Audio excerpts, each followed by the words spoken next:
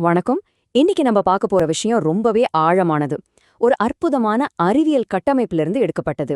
நம்ம குடும்பத்தோட ஆரோக்கியத்தை பத்தி நாம யோசிக்கிற விதத்தையே மொத்தமா மாத்தக்கூடிய ஒரு சக்தி வாய்ந்த ஐடியா இது. சரி, வாங்க இந்தொரு கேள்வியிலிருந்து ஆரம்பிக்கலாம். ஒரே ஒருத்தரால தன்னோட குடும்பத்தோட அடுத்த 100 வருஷ ஆரோக்கியத்தையே மாத்தியமைக்க முடியுமா?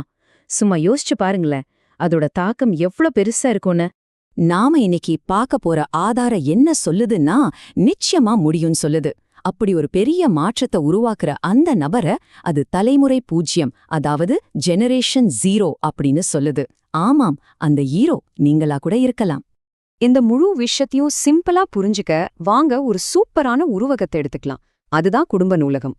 உங்க குடும்பத்தோட ஆரோக்கிய வரலாற்றை ஒரு பெரிய லைப்ரரியா கற்பனை செஞ்சுக்கோங்க. நம்மளோட ஆரோக்கிய கதை நம்மளோட மட்டும் முடியறதில்ல. இந்த ஸ்லைட்ல பாக்குற மாதிரி அது 7 தலைமுறைகளை இணைக்கிற ஒரு நீண்ட பாலம். உங்களுக்கு முன்னாடி 3 தலைமுறை, உங்களுக்கு அப்புறம் 3 தலைமுறை. இதுக்கு நடுவுல ரொம்ப முக்கியமான ஒரு இடத்துல இந்த பாலத்தோட மையத்துல நிக்கிறது யாரு? நீங்க தான். கடந்த காலத்தை கொஞ்சம் திரும்பி பாப்போமா? நம்ம முன்னோர்கள் எழுதின புத்தகங்கள் கொஞ்சம் தூசி படிஞ்சு சில தவறுகளோட இருக்குன்னு வச்சுக்கோங்களேன். ஏன்னா அவங்க காலத்துல இப்ப இருக்கிற மாதிரி அறிவியல் அறிவு இல்ல. அதனால அவங்களுக்கே தெரியாம சில வளர்சிதை மாற்ற பிழைகளோட வாழ்ந்திருக்காங்க. அந்த பழக்க வழக்கங்கள் தான் நமக்கு மரபு வழியா கடத்தப்பட்ட புத்தகங்கள். ஆனா இப்போ நிகழ்காலத்துக்கு வருவோம். இங்க நீங்க தான் அந்த லைப்ரேரியன். அந்த பழைய புத்தகங்கள்ல இருக்கிற தப்பான மைய திருத்தி கதையே மாத்தி எழுதுற சக்தி உங்க கையில தான் இருக்கு. உங்க குடும்பத்தோட ஆரோக்கிய சரித்திரத்தை திருத்தி எழுத போறது நீங்க தான். அப்போ எதிர்காலம் எப்படி இருக்கும்? நீங்க உங்க பிள்ளைங்களுக்கு, பேர பிள்ளைங்களுக்கு ஒரு பொக்கிஷத்தையே கொடுக்க போறீங்க. தெளிவான, சரியான ஆரோக்கிய வழிமுறைகள் அடங்கிய ஒரு கோல்ட் எடிஷன் என்சைக்ளோபீடியா மாதிரி ஒரு சுத்தமான பிழையே இல்லாத ஒரு வழிகாட்டியது. சரி, இந்த கதையெல்லாம் நல்லா இருக்கு. ஆனா மைய சரி செய்யறதுன்னா உண்மையில என்ன அர்த்தம்? வாங்க இதுக்கு பின்னாடி இருக்கிற அறிவியலை கொஞ்சம் பார்க்கலாம். இங்க தான் எபிஜெனெடிக்ஸ் அப்படிங்கிற ஒரு மேஜிக் மாதிரி அறிவியல் உள்ள வருது. சிம்பிளா சொல்லணும்னா, நம்ம மரபணுக்கள் கல்லில் எழுதின எழுத்து மாதிரி கிடையாது. நம்ம பழக்க வழக்கங்கள், நம்ம வாழ்ற சூழல், இது எல்லாமே அந்த மரபணுக்களை எப்படி படிக்கணுங்கிறத மாற்றி அமைக்க முடியும். அதாவது உங்க மரபணுக்களோட தலைவிதியை கட்டுப்படுத்துற சக்தி உங்ககிட்ட இருக்கு. இதுதான் அந்த நூலகர் பயன்படுத்துற முக்கியமான அறிவியல் கருவி. அப்போ இங்க 2 சாய்ஸ் இருக்கு. ஒன்னு எபிஜெனடிக் கடன், அதாவது நம்ம முன்னோர்கிட்ட இருந்து நாம சுமந்துட்டு வர பாரம். இன்னொன்னு எபிஜெனடிக் செல்வம், அதாவது நாம நம்ம அடுத்த தலைமுறைக்கு விட்டுட்டு போற ஒரு பொக்கிஷம்.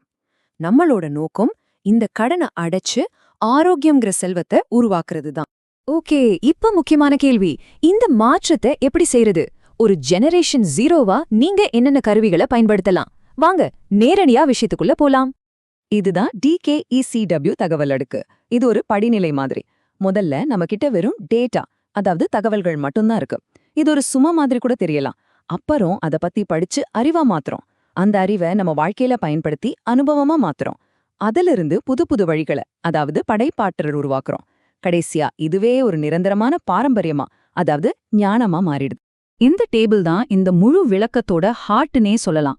இதுல 5 தூண்கள் இருக்கு. ஆஹாரா, அதாவது உணவு; விஹாரா, அதாவது ஓய்வு; ஆச்சாரா, அதாவது நடத்தை; விசாரா, அதாவது சிந்தனை; மற்றும் சஞ்சாரா, அதாவது நம்ம சமூக வாழ்க்கை.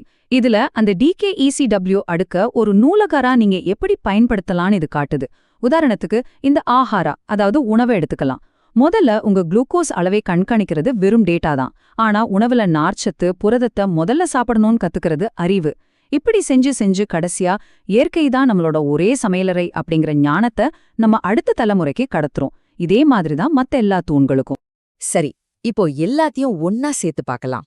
ஆரோக்கியத்தை பத்தின நம்ம பழைய பார்வைக்கும் இந்த புதிய சக்தி வாய்ந்த பார்வைக்கும் என்ன ஒரு பெரிய வித்தியாசம் இருக்கு தெரியுமா? நம்ம முன்னோர்கள் காலத்துல ஆரோக்கியம்ங்கிறது ஒரு அதிர்ஷ்டம், ஒரு பகடக்காய் உருட்டுற மாதிரி. மருந்த மாத்திரைகள் தான் முக்கிய கருவி. ஆனா நாம உருவாக்க போற புதிய பாரம்பரியத்துல ஆரோக்கியம்ங்கிறது அதிர்ஷ்டம் இல்ல, நாமளா டிசைன் பண்ற ஒரு விஷயம். நம்ம சுத்தி இருக்கிற சூழல் தான் அதுக்கு முக்கியமான கருவி.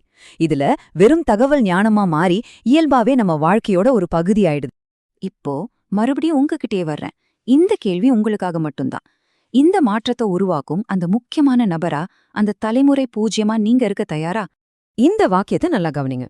உங்கள் குடும்பத்தின் கடந்த காலத்திற்கும் அதன் எதிர்காலத்திற்கும் இடையே உள்ள பாலம் நீங்கள்தான். உங்க குடும்பத்தோட பல தலைமுறை கதையில உங்க பங்கு எவ்வளவு முக்கியம்னு இது மறுபடியும் சொல்லுது. அப்போ கடைசியா ஒரே ஒரு கேள்விதான். நீங்க என்ன கட்டப் போறீங்க? அந்த பாலத்தை எப்படி கட்டப் போறீங்க? உங்க குடும்ப நூலகத்துல நீங்க என்ன எழுதப் போறீங்க? அது உங்க பாரம்பரியம். முடிவு உங்க கையில.